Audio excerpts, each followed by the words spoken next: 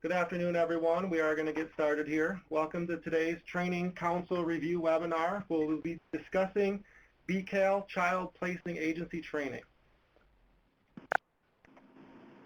If you haven't done so already, please mute your phone by dialing *6. If you need to speak up or ask a question later, you can dial *6 again to unmute your phone. Please avoid using the hold button during the meeting because it will force us all to hear the hold music. Please note today's webinar is being recorded. This includes all electronic chat in the chat window. If you haven't done so already, please enter your full name, title, and your agency or office into the chat pod in the right-hand corner for follow-up purposes. Your participation today is greatly appreciated. Please feel free to use the chat pod to ask any questions or add any comments. Also at the top of the screen, you can raise your hand. There's a little stick figure with a hand held up. If you click on that, the host and presenters here will get a message saying that you've raised your hand. My name is Jim Townsend. I'm an analyst with the Office of Workforce Development and Training. If you have any questions, you can email me. My email is on the screen right now. It's also at the very top of the chat if you scroll up. Any technical problems, I'll help you get that resolved as quickly as I can.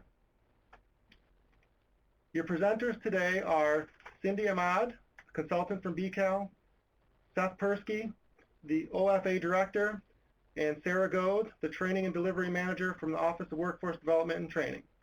At this time, I'd like to hand it over to Sarah. Thanks, Jim. I just want to first welcome everybody to our first review for the Training Council.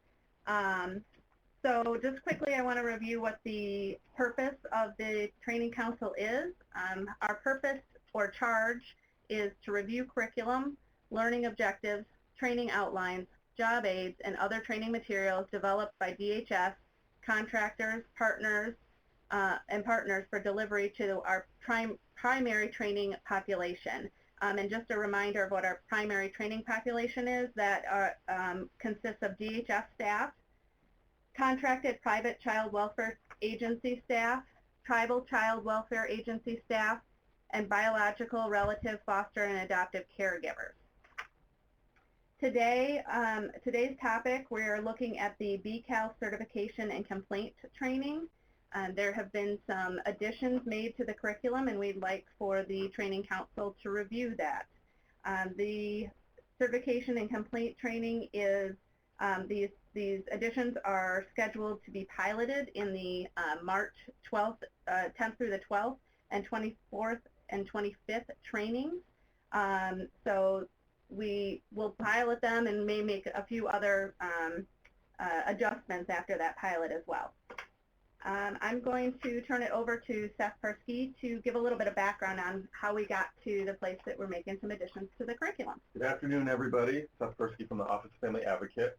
And our office, and in particular me, volunteered to help out with this process real early on. And so I can give you a little history of kind of how we got here today. It all started at the end of 2013. We had a couple focus groups. Many of you might have attended and remember that DHS and BCAL held with stakeholders from across the state, including county staff, DHS staff, private agency folks, central office administrators, certification staff for both public and private agencies. And we really kind of brainstormed what more we wanted or what we liked that was already happening in the current certification and complaint training, with stuff up on the walls, with markers, with tape. I was looking through all of it this morning, and what came out of that was folks liked the information in the training, but wanted a lot more, particularly around soft skills, skill set, engagement, confrontation, kind of digging deeper during interviews, those kinds of things, discussed a lot in November 2013. Based on those meetings and MSA requirements and some of the things that we needed to work towards with certification training, we, in early 2014, decided to that certification workers would attend the 9-week pre-service institute that all foster care and CPS new workers attend. It was a huge shift and a huge change. They basically, most of the items that folks wanted in that November 2013 focus groups were already being taught in the Pre-Service Institute. And during the Institute, we would break out with the new certification workers and do program specific. So the 3-day certification that they get, all the material, the books, the rules, would still be integrated into the pre-service for the certification workers. And we had developed by spring and summer a track for those workers going through the PSI, Pre-Service Institute. And we were working towards doing that. And then in the fall, a few months ago, that all kind of came to a halt. And the decision was made, I believe monetarily, it came to a halt, and other issues with putting it together. So we were going to stick with the current 3-day certification training and integrate some smaller amount of changes into the 3-day and the 2-day complaint training. So we're still using the already existing 3-day certification, 2-day complaint training. That's what we're going to talk about today. Modifications. If you're not familiar with it, we'll get you a little familiar with it, and then talk about also what additions we're putting in. We made those additions, and I think we'll talk about more of that today. Yep. Right? So Cindy, if you want to talk a little bit about the current training. Sure. As Seth mentioned, we have a training that's currently in place, and we had the opportunity to have Seth and some other people start to take a look at how we wanted to improve the training. So we were making sure that people were getting the skills and the information they needed in order to effectively do the job as a certification worker. One of the things that people should know is that the certification training was developed around Public Act 116. That's the law that governs the rules for BCAL. We're going to continue to devote a significant amount of time in our training to talk about the definitions of the terms that we use. These are the terms that are used in Public Act 116 and throughout our rules. We have found that when people understand what the terms are, they have a better understanding of how they're going to be interpreted and utilized throughout the job they do. So that helps us when we spend that much time on it. So we're going to continue to keep that component in our training. We've also added a section about MySACWIS. All workers have to be using MySACWIS, so we continue to push that even through certification training. And we continue to remind people about utilizing that for their responses for any of the forms, any of the information. The 3706, for example, the licensing transaction form, continues to be done as a Word document and is scanned in back and forth to us when they need to change things. However, we continue to spend time reviewing, discussing, and practicing how to complete the forms thoroughly in order to upload those documents and have them into MySACWIS. We know that if people understand the requirements of what information needs to be placed into those forms, they will be able to submit fully all of the information for their submission when they're ready to do a 3130. That in turn helps us as we review these forms in our office to increase the time for getting families licensed more timely. As they're doing their evaluation in the classroom, we continue to do exercises that exist to demonstrate, for our students to demonstrate their skills and understanding of how to gather information. For example, we continue to have the students break out into groups and give them sections of the 3130 where they actually have to write out a section of it, and then we debrief as a group. That way they've gotten the information about how to do it and what the terminology means, and now they're actually putting it into practice, and we're able to help them understand what was necessary to be included or what maybe was extraneous information that didn't need to be in. Additionally, we've added a couple other things to the training. Sure. So engaging with the applicant and family. And so, you know, obviously going from the idea of a 9-week training to integrating things into a 3-day training, we were a little more limited in what we could put into the 3-day certification. So we really went and thought about what's the need-to-know stuff and the really good strength-based interviewing skills that all of our workers get across all programs seemed a really good natural fit. So some of the things like basic active listening, how to use open-ended and strength-based language really well, how to really set our workers up with the best language skill set so that they can really engage well and really get the information they needed. Go below just the surface, go below just that first answer that a client may give if there's more questions. Most of this stuff was pulled from family preservation and the new PSI, which makes it very consistent across all programs what our workers are getting. Very interactive, and I think the certification workers will see the value in it. We also added a piece on confrontation skills. This was something that was identified repeatedly in the November 2013 brainstorming sessions as a need where the workers either they don't know how or are hesitant to really confront when they need to, and confront in a way that is helpful and not harmful to the relationship. So we did add some pieces on being assertive, the skill set that goes along with that, some exercises again. And then just one more piece, we just added some basic nice to know information, if you want to say it like that. It's not something we're going to focus on tremendously in the training due to time, but some information will be given on trauma and working with trauma impacted kids in particular or families, and that the trainers will be able to refer to throughout the training. By focusing on some of the need-to-knows for the workers, we're able to enhance the skills of them for engagement.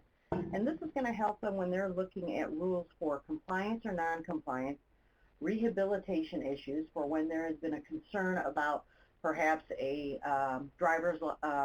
a criminal history record for a foster family, to make sure that we're looking at the best fit between a child and a family. And because we want to always focus on the safety and stability of having a child move into a home, and this being one of the few homes that they can stay in rather than move home to home, and making sure that we're able to support the foster family in taking this child. We're also learning to assess the families for trauma and different triggers. We want to make sure that the match of a child with a family is going to be suitable in the sense that the family is able to meet the child's needs, and the family is not traumatized itself by what's happening between the behaviors that they're seeing with the child or by having us involved in their lives. For the complaint training, enhance it, thank you. So pretty solid training. We did add a few pieces regarding confidentiality. And if you notice in the definition slide that Cindy went over previously, we did bulk up confidentiality in the certification 3-day as well. It's much more robust than it was before. And we did that also in the complaint training as well by request from our stakeholders. And we did bulk up a little bit, again, a huge request, forensic interviewing protocol. And so we actually basically pulled what foster care gets, because foster care also doesn't really do forensic interviewing, but they really need to know what it is and how it works and how it fits into what they do. And so we pulled that and modified it a bit for our certification workers, so they also will be able to see a forensic interview, practice a forensic interview, and understand how it fits into what they do, their role. Oh. So we're basing all this, and folks get a copy, of course, or have access, and there you have the links to the Pink Book, the Licensing Rules for Child Placing Agencies. I think we're all familiar with these books. They've been around a long time. And the Licensing Rules for Foster Home and Foster Family Group Homes for Children.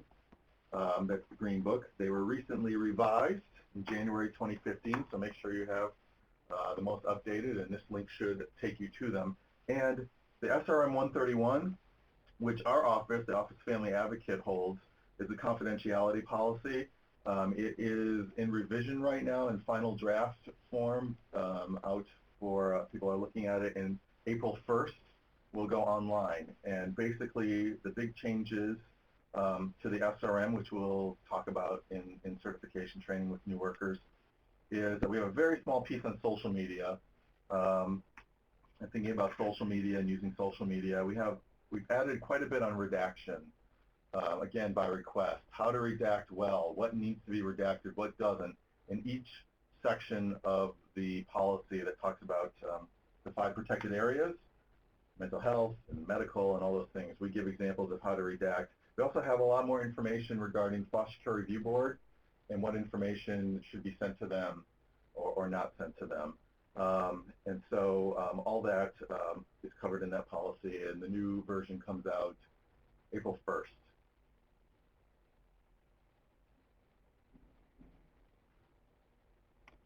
Okay, so I just want to share a little bit about the feedback process that we're asking you guys to participate in. So the curriculum will be sent out by email to everybody by the end of this week. We will also include a link to this recorded webinar, so if you have questions as you're reviewing about something that Seth or Cindy specifically talked about, you can go back and listen to that again. So we are also going to be providing you with a feedback form that's specific to this review, and we ask that you please use that feedback form when you are sending us your feedback. We also do encourage you to share the curriculum and the feedback form with others, anybody that you think could give input on the additions to the curriculum. And we just ask that you put all that feedback together on one form, and that you be the person that sends that feedback back to myself. And then we had talked previously that we will have a 2-week turnaround time frame for review and feedback. All of this will be included in the email that's sent out, so I'll have a specific deadline in there. I'll have the instructions for the feedback form and the link for the recorded webinar.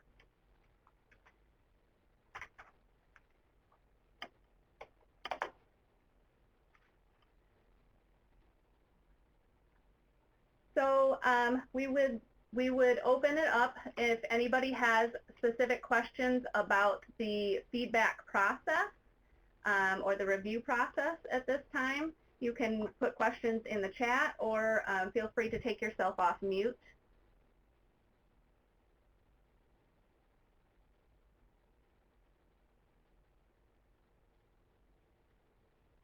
Okay. I want to say thank you from Seth and Cindy and myself for joining us today. You will see that information coming out in email to you. If you have any specific questions that aren't answered about content that aren't answered by re-reviewing the recorded webinar, you can reach out to Cindy, and she can answer those questions for you or gather the information for you. Her email address is included at the front of this webinar, and I will include that also when I send the curriculum out by email. Thank you.